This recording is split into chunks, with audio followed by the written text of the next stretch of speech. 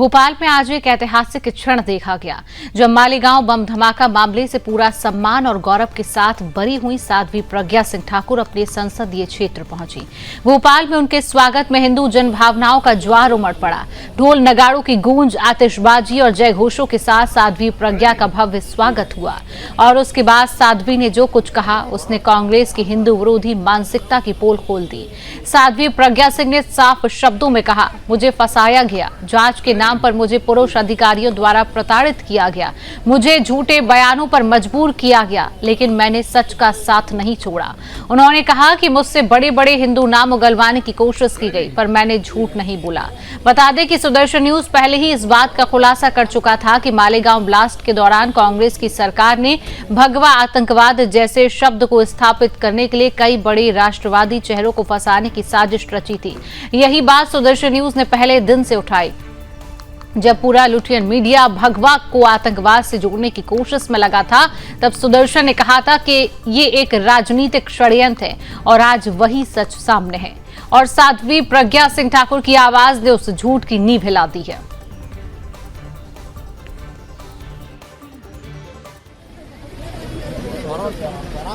मुझसे बहुत बड़े बड़े लोगों के नाम जबरदस्ती बोलने के लिए कहा उन्होंने। मैंने वो नाम नहीं बोले, उनके अनुसार मैंने काम नहीं किया, इसलिए उन्होंने मुझे प्रताड़ित किया। और उन नामों में विशेष तौर पर माननीय भागवत जी का नाम, राम माधव जी का नाम, हमारे माननीय मोदी जी का नाम, योगी जी का नाम, माननीय इंद्रेश जी का नाम और तमाम वो नेता जो बड़े बड़े नेता हैं उन लोगों के नाम लेने के लिए कहा कि उन्होंने कहा और हमने ऐसा किया, ये बोलो। मैंने उनकी बात को नहीं सुना और ना ही माना, इसलिए उन्होंने मुझे प्रताड़ित किया। मैंने बार बार ये कहा है, बहुत ही निकृष्ट, बहुत ही अधम व्यक्ति है परमवीर सिंह, क्योंकि उसने हर सीमा पार की है, हर कानून को तोड़ा है और कानून से बाहर जाकर के उसने मुझे प्रताड़नाएं दी हैं। अकेले परमवीर सिंह ने नहीं, पूरे एटीएस के अधिकारियों ने प्रताड़ित किया है, पुरुषों ने प्रताड़ित किया है, हर कानून को तोड़ा है। उन्होंने मुझे गैर कानूनी 13 दिन तक रखा और 11 दिन की कस्टडी, इस प्रकार से मैं 24 दिनों तक पुलिस कस्टडी में रही और प्रताड़नाएं झेलती रही एटीएस की। तो इसी खबर पर अधिक जानकारी लेंगे। मध्य प्रदेश के ब्यूरो चीफ रामस्वरूप शर्मा हमारे साथ जुड़ चुके हैं। रामस्वरूप, भोपाल में जब साध्वी प्रज्ञा पहुंचती है अपने संसदीय क्षेत्र में, किस तरीके से उनका आगमन और स्वागत किया गया, क्या तस्वीरें वहां पर थी? रामस्वरूप, देखिए, मैं आपको बता दूं, मध्य प्रदेश की राजधानी भोपाल के संसदीय क्षेत्र के पूर्व सांसद प्रज्ञा सिंह को एटीएस के एक मामले में, जो कि सन 2008 में 8 सितंबर 2008 के चार्ज लगाया गया था, मालेगांव विस्फोट के मामले में उन्हें मुख्य आरोपी बनाया था और उनके साथ में अन्य 6 आरोपी थे। कुल 7 आरोपियों को अदालत ने बीते दिनों बरी कर दिया है और अब इस पूरे मामले को लेकर यहाँ भारतीय जनता पार्टी और कांग्रेस की तरफ से बयानबाजी भी शुरू हो गई है। बीते कल मध्य प्रदेश की राजधानी भोपाल में भाजपा के विधायक रामेश्वर शर्मा ने साध्वी प्रज्ञा सिंह के पक्ष में ये कहा है कि कहीं न कहीं जो भगवा आतंकवाद की बात की जा रही थी, अब वो बात निकलकर सामने आई है कि कांग्रेस ने कहीं न कहीं इस पूरे मामले को भुलाने की कोशिश की थी। और आज प्रज्ञा सिंह जब अपने निवास पहुंची तो वहां ढोल नगाड़ों से उनका स्वागत किया और उसके बाद में प्रज्ञा सिंह ने भी वही बात दोहराई है और साथ ही उन्होंने एटीएस के बड़े अधिकारियों के ऊपर ये भी आरोप लगाए हैं कि पुलिस कस्टडी में, एटीएस की कस्टडी में उनके साथ उन्हें पर्वत यातनाएं दी गई और ऐसी बातें उगलवाने की कोशिश की गई जो कहीं न कहीं लोकतंत्र और देश की व्यवस्था के खिलाफ थी। प्रधानमंत्री नरेंद्र मोदी सहित उत्तर प्रदेश के मुख्यमंत्री योगी आदित्यनाथ हो या संघ के प्रमुख या इंद्रेश कुमार की बात हो, उन सभी के नाम लेते हुए कहा है कि इनका नाम लेने के लिए एटीएस के लोगों ने उन्हें विवश किया था और कहीं न कहीं भाजपा का ये कहना है, साथी का ये कहना है कि ये सब कुछ कांग्रेस के इशारे पर किया जा रहा था। बिल्कुल रामस्वरूप, ये भी उन्होंने अपनी बात में कहा है कि तमाम जो एटीएस के अधिकारी थे उनकी तरफ से भी उनको प्रताड़ित किया गया। लेकिन यहाँ पर एक और बात सामने आई कि कांग्रेस की जो राजनीति रही उस समय, कांग्रेस की जो पोल खुलती हुई नजर आई, वो भी एक बहुत बड़ा मुद्दा है, क्योंकि सनातन धर्म को, सनातन को किस तरीके से यहाँ पर फंसाया कांग्रेस पार्टी ने, जो नाम यहाँ पर शामिल आए हैं। और यही बात साध्वी प्रज्ञा सिंह ठाकुर जी ने भी यही कहा है कि हिंदू विरोध पर कांग्रेस पार्टी की यहाँ पर पोल खुलती हुई भी नजर आई है।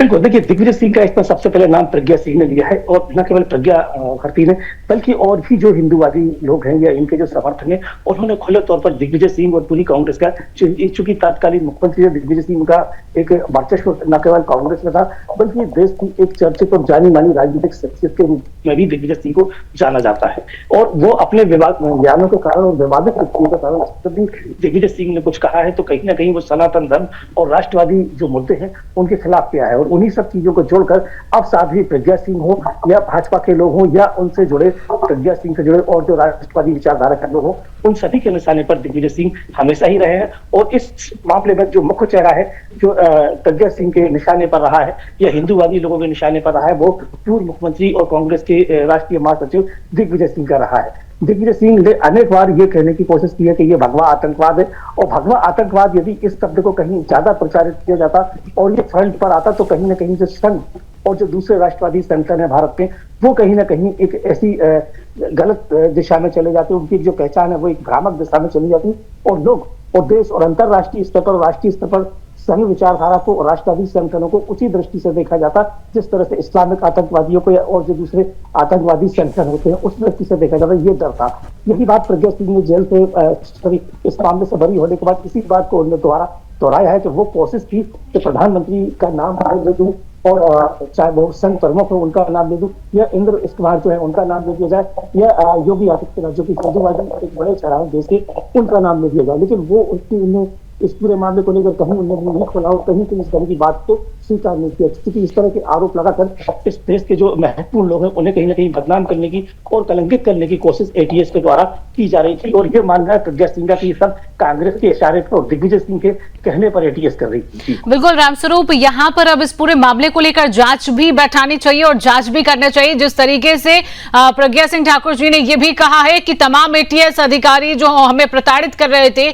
यहाँ पर प्रशासन को उन पर कार्रवाई करनी चाहिए कि और कौन से लोग इसमें किस तरीके से इसमें शामिल रहे हैं। हालांकि जब वो अपने संसदीय क्षेत्र पहुंचे, जिस तरीके से उनका स्वागत किया गया, इसके बाद क्या कांग्रेस पार्टी की तरफ से कोई प्रतिक्रिया सामने आई है उनको लेकर अभी तक?